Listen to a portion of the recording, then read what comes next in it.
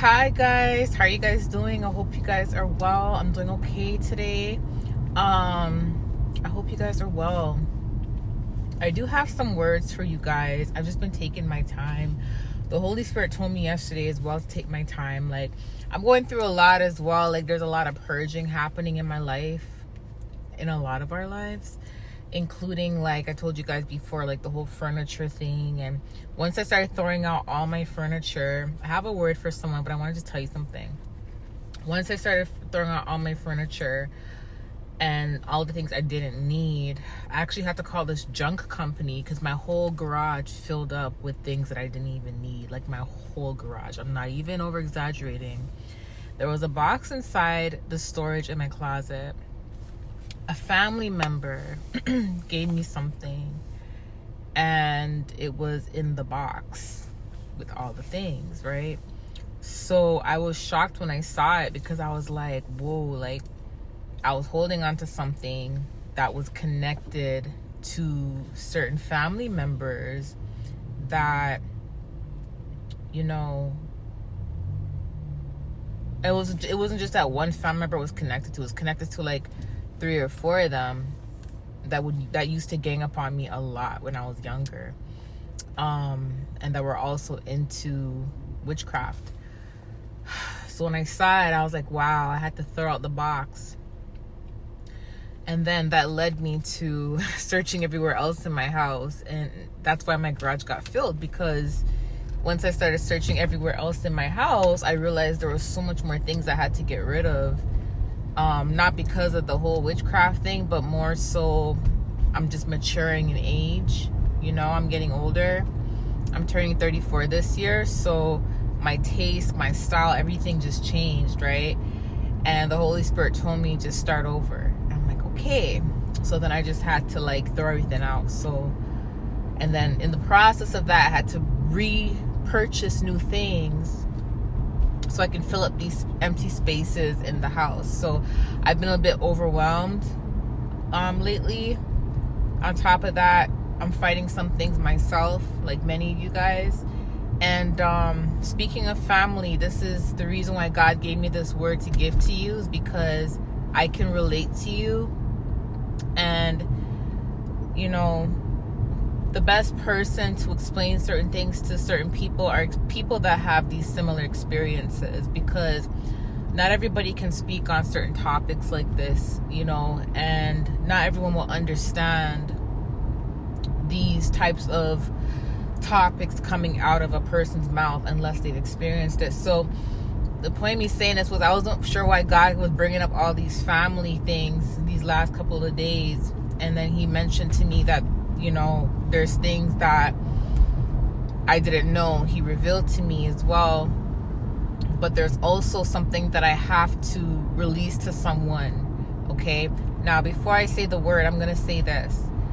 It's not easy for anyone. Well, I wouldn't think it would be easy. I would hope it won't be easy, because this is not something that people wish on people or want people to go through, right? It's not easy telling someone that they would have to release or cut ties with family members or a family member, because you are supposed to love your family. You are supposed to connect with your family. You are supposed to be one with your family. You see what I mean? You guys are blood, right? And when you have a good heart, this is not something that's easy to do, because, you know, family is everything to you, right? I'm a family person, so this is not easy for me to do, but it's not even easy for me to talk about either, because I'm a family person. But what makes it a lot more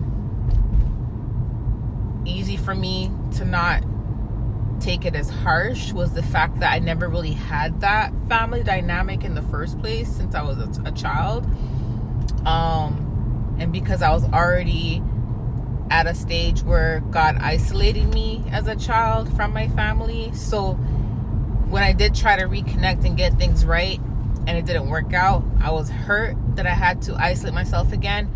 However, it didn't affect me the way how it would affect some people, right? But I know it's not an easy thing to do. And that's why I said many people who have to deliver certain words like this, it won't be easy for them to deliver certain words like this, because family is supposed to be family, you know what I mean? And who wants to tell someone, hey, you know, you got to be careful of your own blood? Who wants to tell someone, hey, you got to, you know, separate yourself from your own blood? Nobody wants to tell anybody that. But if we look at certain examples in the Bible, if you look at Cain and Abel, Cain killed his own brother out of envy, out of jealousy. If you look at Joseph, his own brothers sold him out of jealousy. You know what I mean? And God mentions in Micah that family members would turn against family members. God mentioned in Matthew that the enemies would be the very members of your household. Now, this specific word isn't for everybody. It's not. You know, if you have arguments with your family, or there's some like low vibrational things going on where people are just negative, and, you know, there's not a lot of positivity, there's no upliftment, you know, everybody's just, you know, negative, but there's like, you guys still come around each other and still have a good old time, you know, that's not bad. When God tells you that you have to stay clear of your family, usually it's a life and death situation. Usually it means that there's something going on in the bloodline or with certain people in the family who are willingly being used by the enemy and who are willingly wanting to be his device. And that is interfering with God's plans for your life. And that is a no-go. You know, God will not have that, right?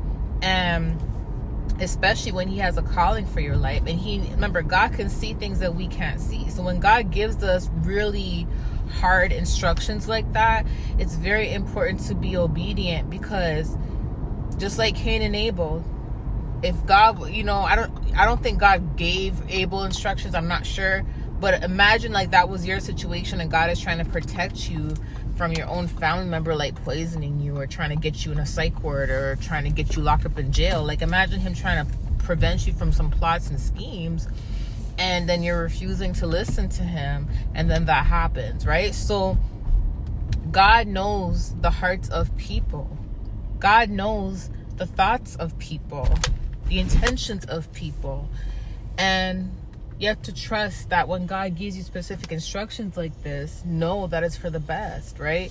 So this is for someone, this is your confirmation. And, you know, like I said, if it's really your word, you'll know, because these are like instructions that God already gave you, and I'm just here giving you more confirmation. So it's almost like, okay, Holy Spirit, okay, I get it now, right? But if it's just one of those things where you're just not cool with your family, there's arguments here and there, and, you know, you guys just have disagreements, like, yeah, you have to protect your space, protect your peace, you know, protect your energy at all costs. Yes, your mind, your spirit, everything, yes. But God may not tell you to separate yourself. He may just tell you, hey, like, put up boundaries. But there's some people who really have to separate themselves. And this is like life and death. And this is like, this person's trying to block your purpose. This person's trying to come in between my plans for your life. And, you know, in order for you to be that prosperous child that I need you to be, and not to be harmed, because my plans are not to harm you, you have to be obedient, and you got to follow these clear instructions, okay? And specifically in your case, it's similar to my case, and it's similar to a lot of people's case that are going through this. And another thing that really puzzled my mind today was when I got the word, I'm just like, God, because God has been giving me words, and usually when he gives me words, I know exactly how to articulate it. It may take me a while to articulate it, but once I start speaking, the Holy Spirit takes over. But lately, because I've been so cluttered with my mind, because everything going on in the house and all that, it's been very hard for me to articulate the words, and even though he's given it to me. But today I was literally like, okay, I got the word, and then all of a sudden this video popped up on my phone. I started playing, and it was a video that I did, I think it was a year ago, and it started playing randomly, and I'm like, okay, I gotta attach that video to the word that I'm gonna post today. So I'm gonna attach that video to this video, okay? But I want to just say that whoever this word is for, there is someone in your family who is doing heavy witchcraft on you, okay?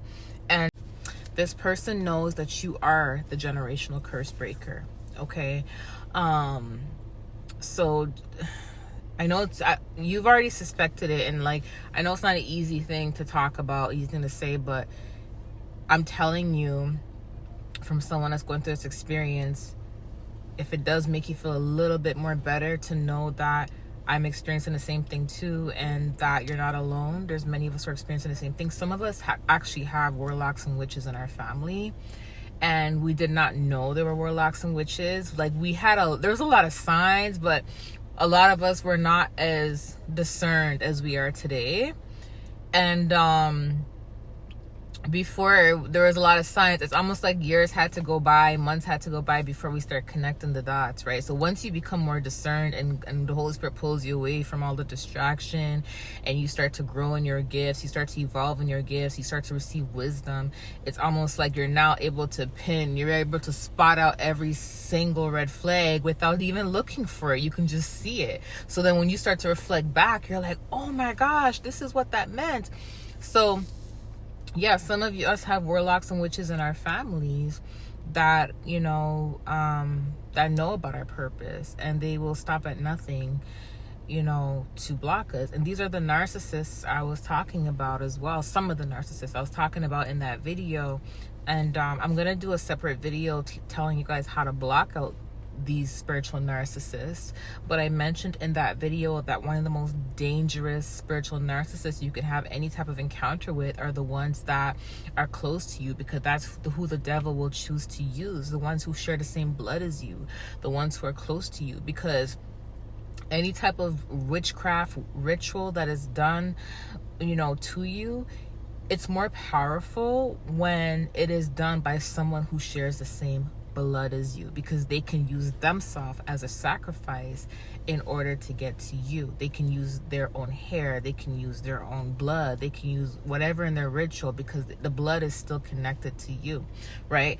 But I want to tell you something. God is disconnecting you from that blood. Many of us have already been disconnected from that blood. That's why when they do the witchcraft on us, it doesn't affect us like it used to, right?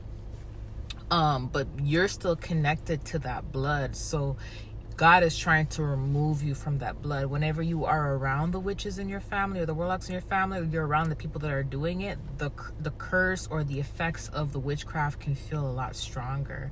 So it's always best to keep your distance. All they need is some part of your body, hair, shoes, nail, any of that stuff. But if they don't have that, if they use their own blood or their own parts of their body, they can affect you only because you are connected to their blood, which means they would have to put themselves up as a sacrifice for the demonic realm just to be able to affect you. And that is desperate. Usually that's someone that sold their soul, or that doesn't care. They're so eager to like get rid of you and so eager to block you. It's like they don't even care.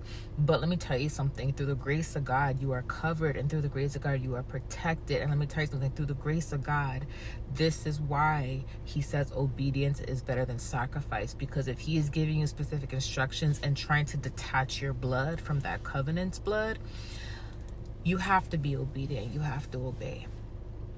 If you look at every generational curse breaker, a lot of them who have been going through this, similar things like this with witchcraft and stuff, a lot of them have been detached. If you look at what happened with Joseph, when his brothers sold him, even though that was so deceptive, that was one of the best things that could have happened to him, because he was not around them. So as God was working on him and bringing him closer to his purpose, there was no contact with his family until he got to his king status, right? So that's what God is trying to do. He's trying to completely separate you until you get to your status where he needs you to be, that level, that leadership position, to where no one can do the things that they want to do to you. But not only that, it's like you'll get to such a good position, they won't even try these attempts. And even if they did, it's like you're already filled with wisdom, understanding, and knowledge, and you're already at your purpose. They can't block what's already been manifested in the physical, right? So that's the thing. Like, they just try to stop it before it manifests in the physical, but God is trying to get you there so they can't do anything. But obedience is very important. Okay, so I just want to tell you that this is your confirmation. And yeah, you're not alone. There's many of us who are going through it. I'm gonna be honest with y'all and keep it real. Actually, a couple days ago, God actually mentioned the word to me, cemetery. Which let me know that obviously there was another attempt. Someone did a graveyard ritual. And I heard him say this morning, fight. So I'm like, okay, they're at it again. Okay, you know? But because I'm so used to it, it's almost like not again, eye roll type of thing. But some people, if they're not used to it, it can really like wear them down and frustrate them, right? But through the midst of it, I'm still able to complete my tasks and do what I need to do. That's how I know, like, the more and more and more I walk with God, the more and more and more I'm obedient, the more and more I just grow in wisdom and knowledge and understanding, and I just keep my distance, the more protected I actually am, and the more I'm able to achieve despite what's being done. And I'm saying that to let you know that you can do the same. Okay, so if it's your word, you'll know it's your word. And if it's not your word, do not place your foot in a shoe that does not fit you, because this is not an easy word for anyone to have to deliver. And the last thing I want is for someone to, you know, because of an argument, oh, I'm not supposed to talk to you no more. God said I'm not supposed to talk to you because of an argument. No, honey. Many of us wish we can have arguments with our family and that just be it alone. Many of us wish we could have disagreements and that's, you know, the worst of the worst. No. Many of us wish we can have these little petty conversations with our family, because most of us, we wouldn't argue back anyways. We're like the peacemakers anyways. But some of us, we don't have it to that extent. Some of us, we have it so hard, it's like it's life and death. It's straight up evil. So we have no choice but to keep our distance in order to protect ourselves, protect our children if you have children, in order to protect our purpose, our walk, right? So anyways, I love you guys, and I'll talk to you soon. Bye.